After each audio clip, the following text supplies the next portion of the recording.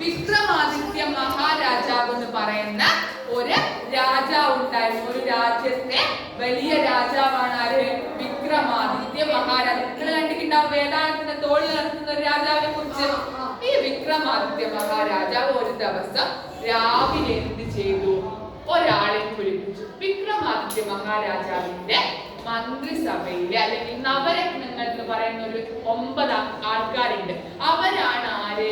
വിക്രമാദിത്യ മഹാരാജാവിന് ഉപദേശങ്ങളൊക്കെ കൊടുക്കുന്ന ആൾക്കാരാരാണ്? ഈ നവരത്നങ്ങൾ. നവെന്ന് പറഞ്ഞാൽ എത്രയാ? 9. ഈ 9 രത്നങ്ങളാണ് വിക്രമാദിത്യ മഹാരാജാവിന് ഉപദേശം കൊടുക്കുന്നത്. അപ്പൊ അതിലോ ഏറ്റവും പ്രഗത്ഭനായ, ഏറ്റവും അറിവുള്ള, ഏറ്റവും പാണ്ഡിത്യമുള്ള ആളാണ് ആര്? വരരുചി. ആരാണ്? വരരുചി. വരരുചി എന്ന് കേട്ടിക്കോ? പറയപ്പെട്ട പന്തിരുകുലത്ത് കേട്ടിക്കോ? പറയപ്പെട്ട പന്തിരുകുലത്തിൽ നാരായണത്ത് പ്രാന്തത്ത് കേട്ടിക്കോ? ആ നാരായണത്ത് പ്രാന്തന്റെ ഒക്കെ അച്ഛനാണ് ആര്? വരരുചി എന്ന് പറയുന്നത്. അപ്പം എന്താണ്? വരരുചിനെ വിളിച്ചു. വരരുചിന്റെ പ്രത്യേകത എന്താ? എന്ത് ചോദ്യം ചോദിച്ചാലും നിങ്ങളെ പോലെയാണോ ഉത്തരം പറയും? വരരുചി ഉത്തരം പറയും. ഒരു ദിവസം രാജാവ് വരരുചി ഇങ്ങോട്ട് വാ. വരരുചിനെ വിളിച്ചു. വരരുചി ഇങ്ങനെ വന്ന് നിന്ന് വരരുചി എന്ത് ചോദിച്ചാൽ ഉത്തരം പറയില്ലേ? അപ്പൊ വിക്രമാദിത്യ മഹാരാജാവ് വരരുചിയോട് ചോദിച്ചു. എന്ത് ചോദിച്ചു? രാമായണത്തിൽ അതായത് ചോദിച്ചു. എന്താ ചോദ്യം? രാമായണത്തിലെ പ്രധാനപ്പെട്ട ശ്ലോകം ഏതാണെന്ന് ചോദിച്ചു. സാധാരണ വിക്രമ മഹാരാജാവ് ഒരു ചോദ്യം ചോദിച്ചു കഴിയുന്നതിന് മുമ്പ് എന്ത് ചെയ്യും? വരരുചി ഉത്തരം പറഞ്ഞിട്ടില്ല. വരരുചിക്ക് ഉത്തരായില്ല. 3 ദിവസം സമയം കൊടുത്തു. 3 ദിവസം ഞങ്ങൾ ഉത്തരം കണ്ടുപിടിച്ചിട്ടില്ല. എന്തിനെ? തല വെട്ടിക്കളയുന്നാല് പറഞ്ഞു. വിക്രമാദിത്യ നിങ്ങളൊന്ന് ആലോചിച്ചു നോക്കിയോ? തല വെട്ടിക്കളയുന്ന ഒരു മനുഷ്യനോട് പറഞ്ഞു പിന്നെ അയാൾ ഉറങ്ങാൻ പറ്റുമോ? ഭക്ഷണം കഴിക്കാൻ പറ്റുമോ?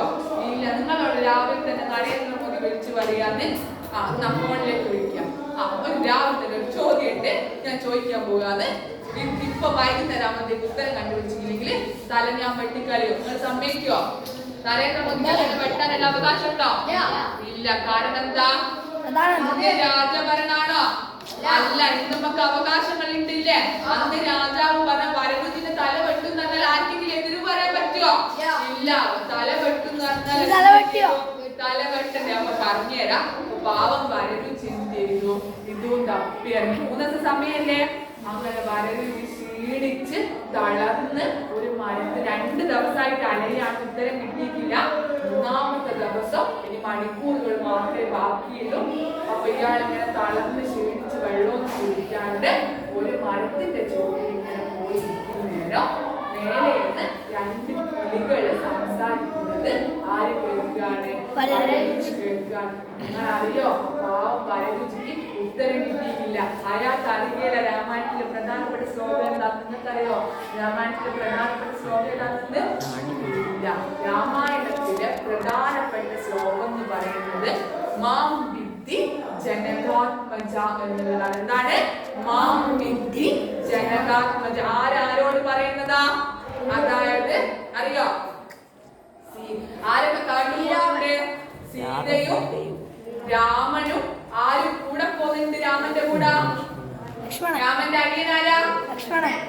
ലക്ഷ്മണനും കൂടി എവിടെ പോകുന്നുണ്ട്? കാട്ടിൽ പോകുന്നുണ്ടില്ലേ? അപ്പൊ ലക്ഷ്മണന്റെ അമ്മയാണ് ആര്? സുമിത്ര എന്ന് പറയുന്നത്. സുമിത്ര വന്നിട്ട് ലക്ഷ്മണനോട് പറയാണ്. എന്ത് പറയാണ്? ആദ്യം ഇങ്ങനെയാ പറയുന്നത്. മാം വിദ്ധി. അത് തുടങ്ങുന്നത് എങ്ങനെയാണ്? രാമം ദശരഥം പറഞ്ഞുതരാം. രാമം ദശരഥം വിദ്ധി മാം വിദ്ധി ജനകാത്മജ അയോധ്യ മടവീൻ വിദ്ധി ഗച്ഛതാത യഥോസുഖ. ഗച്ഛതാത യഥോസുഖ പറഞ്ഞു കഴിഞ്ഞാൽ എന്താ? അതായത് കാട്ടിൽ പോകുന്നേരം രാമനെ ദശരഥനെ പോലെ ആരെ കാണണം? രാമനെ കാണണം. ദശരഥൻ പറയുന്ന ആരാ? രാമന്റെ ലക്ഷ്മണന്റെ ഒക്കെ അച്ഛനാണ് ആര്? ദശരഥൻ എന്ന് പറയുന്നത്. ദശരഥനെ പോലെ ആരെ കാണണം? രാമനെ കാണണം. അടുത്തതാണ് ഏറ്റവും പ്രധാനപ്പെട്ട വഴി. അതായത് വരരുചിയോട് ചോദിച്ച ശ്ലോകം മാം വിദ്ധി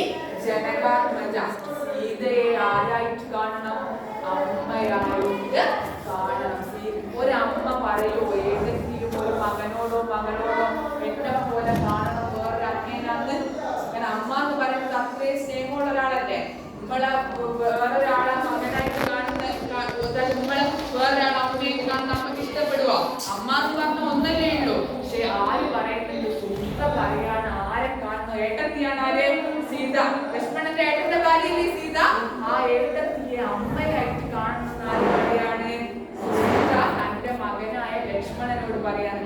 അപ്പൊ രാമം ദശരഥൻ വിധി മാം വിധി ജനകാത്മജ അയോധ്യ മടവി വിധി. അതായത് അയോധ്യ എന്ന രാജ്യമായിട്ട് കാണുന്നത് എവിടത്തേക്ക് അവർ പോന്നെ?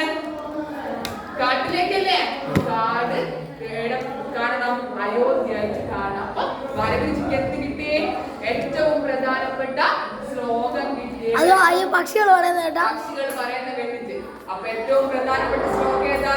മാം വിദ്ധി ജനകാത്മജ. അങ്ങനെ അയാളെ പോയി ആരോട് പറഞ്ഞു?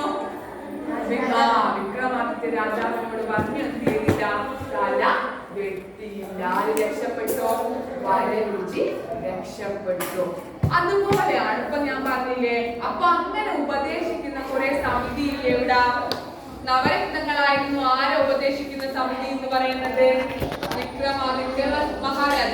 അതുപോലെ നമ്മുടെ പ്രധാനമന്ത്രിക്ക് ഏറ്റവും പ്രധാനപ്പെട്ട ഉപദേശങ്ങളൊക്കെ നൽകുന്നു.